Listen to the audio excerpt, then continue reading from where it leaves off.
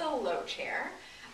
It is a great little piece of equipment to train balance work, leg work, excellent for rehabbing hips, knees, ankles, standing stability, balance, everything. And again, you can be on it sitting, standing, kneeling, on the floor. You can work upper body, you can work core. It's really, really versatile. And probably of all the pieces of equipment, because of its size and its price, a lot of people who do get into the Pilates work and want something in their homes will choose this to have in their homes, and it doesn't take up a lot of space.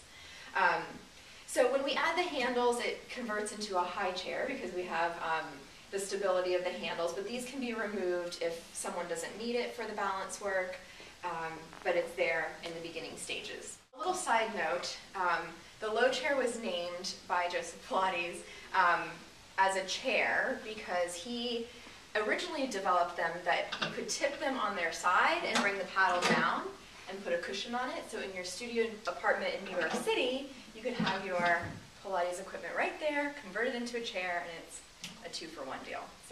So the first exercise that we're going to do is just called standing pumping. So you're going to be facing the front of the chair.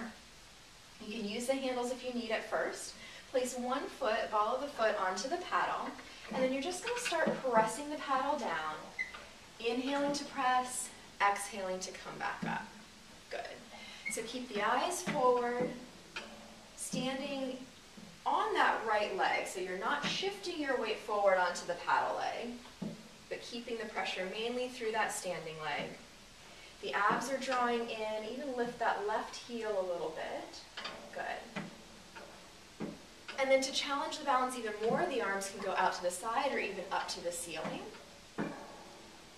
The tempo can be played with. We can go slowly or start to go a little bit faster, maybe not going all the way to the top or the bottom. And then to further challenge the balance, you can even rise up onto the toes of that right foot just slightly. Whoa! And you can take your arms back out to the sides if you need, because this is really tricky. And then go back into either slow or fast pumping here. This exercise is called up and down front.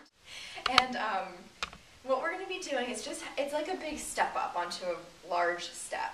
So she's just going to start to press the paddle down, trying to focus, and she's doing a great job of this, focusing on and then coming right back up, putting most of the weight down through the heel of the foot. And what that is going to do is take pressure off of the knee, off of the quads, and bring it a little bit more again to the back of the hip. Try to shift your weight back a little bit so that you're trying to get 50% of your weight on that back leg, which might feel a little weird. Draw the abs in even a little bit more here. Yeah, just like you're levitating, floating straight up and down. And again, she's taken her hands off the handles. We can go even to a little bit more of a challenge here. Going straight up and down. Great for working on knee control and strength through the whole lower extremity. Go ahead and stay up at the top here and stand on the top. Good. This one is up and down side, or Captain Morgan.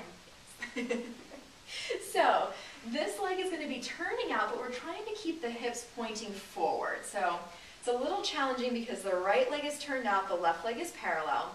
And then go ahead and lower down. It takes a lot of strength in the inner thighs. Yeah. Very nice. Points for style. Good.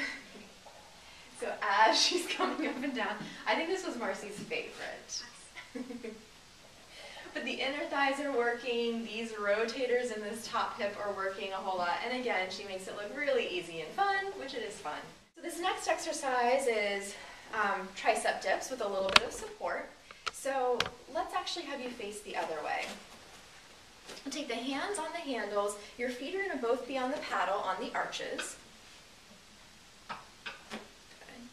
The chest is nice and open, the eyes are forward, the abs are in, and then the elbows are just going to bend straight back as she dips down and presses back up. And again, we can change the amount of spring tension more for someone that's either heavier or a little bit weaker, and we can drop that spring tension down as you get stronger, or if you just don't need that support from the paddle quite as much. But a great place to train form for tricep dips and to just build that strength in the backs of the arms. This is a fun one, I think, called upside down push-up, and again, it's really integrating everything together. Go ahead and take your heels together. We're in a slight little turnout and lift up the heels a little bit, so don't come up yet just yet. Yes. And then round your spine a whole lot. Good. Connect into the shoulders and let the head just hang down, really scooping the belly.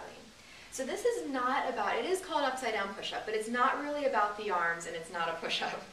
It's really about, I don't know why it's called that, but it's really about lifting and floating the paddle up from this scoop of the belly and curl of the spine. Beautiful. And then curl right back down, barely touching, if even touching at all, yep, and come right back up, curling. Really nice. Connecting through the shoulders one more time. Excellent. And rest.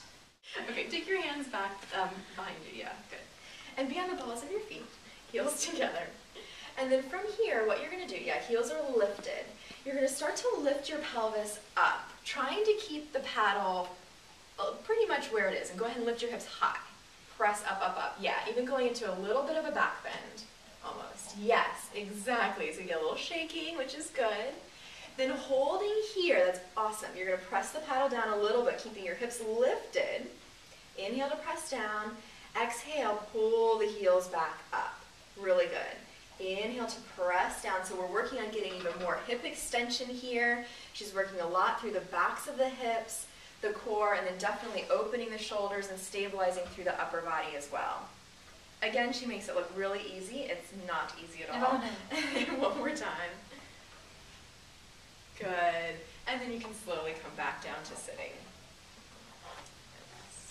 In these types of exercises, there really is no piece of regular gym equipment that can compare to the Pilates equipment. And if you're in the Raleigh-Durham area, is there even anyone else that has everything that you have?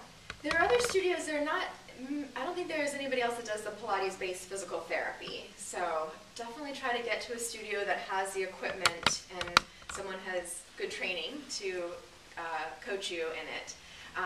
But it's a really unique method, and it just goes so well with rehabilitation and fitness at all levels. So, I can work with somebody who's never worked out, is overweight, at a very low fitness level, and allow them to have an experience of positive movement that is really healthy and wonderful.